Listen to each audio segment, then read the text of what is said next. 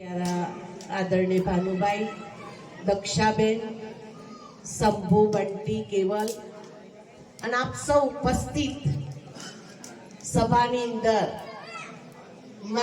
માની શક્તિ પ્રાપ્ત કરનાર માય ભક્તો, આજ વિશેષ આપણે બધા નવચંડી હવનની અંદર ભેગા થયા છે.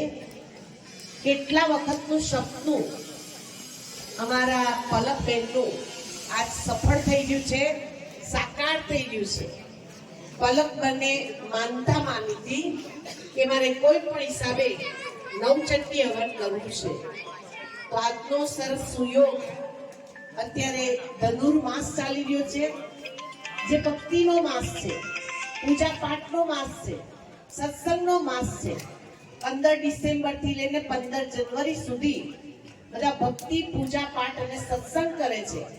આવા સરસ પવિત્ર ધનુર્માસની અંદર માની આરાધના, સાધના અને ઉપાસના આ પરિવાર સવારથી કરી રહ્યું છે. અને આ 3 યુગલ લક્ષ્મી નારાયણની 3 જોડી સવારથી ખૂબ સુંદર તપસ્યા સાથે માને શું કરી રહ્યા છે? આરાધના કરી રહ્યા છે. નવચંડી હવન કે નોરતા કેટલા છે?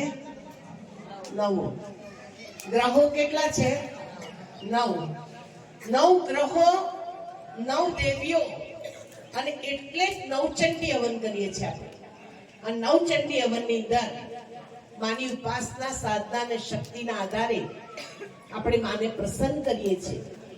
આજ સવારથી આ બધા આહુતિ આપી રહ્યા છે. પવિત્ર જળ, તલ, નારિયેળ, ઘી અને અનેક સામગ્રી યજ્ઞની જે અંદર મહાયજ્ઞ રચ્યો. જે યજ્ઞનું નામ છે રાજસ્વ અશ્વમેઘ અવિનાશી ગીતા જ્ઞાન યજ્ઞ. અને એ યજ્ઞની અંદર આહુતિ બહુ જ પડી. આપણે આહુતિ આ યજ્ઞની અંદર પવિત્ર આપીએ છીએ. ભગવાને રચેલા મહાયજ્ઞની અંદર અપવિત્ર આહુતિ પડે છે.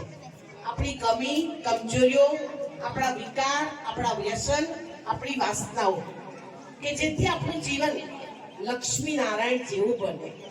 નર એવું કાર્ય કરે નારાયણ બને, નારી એવી કરણી કરે શ્રી લક્ષ્મી બને.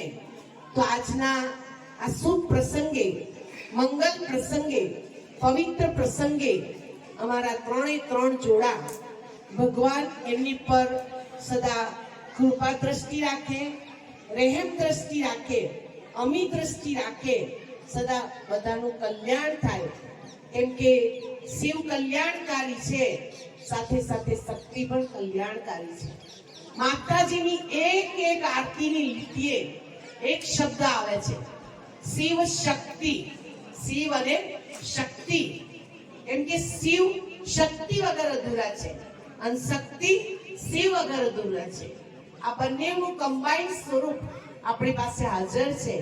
સ્વયં ભગવાન 1937 થી આવ્યા ત્યારે માતાઓ અને કન્યાઓનું સન્માન કર્યું. યત્રે નારી પૂજ્યતે તત્રે દેવતા રમંતી. જ્યાં જ્યાં નારીનું સન્માન છે ત્યાં ભગવાનનો વાસ થાય છે. આજે આપણે નારીનું સન્માન કરી રહ્યા છીએ, માતાજીની આરાધના, સાધના અને ઉપાસના કરી રહ્યા છીએ. અને એ માતાજીની સદા માટે કૃપા દ્રષ્ટિ વરસતી રહે છે. હવન આપણો પ્રાચીન કાળનો નિયમ છે, ઋષિ મુનિઓના સમયનો નિયમ છે.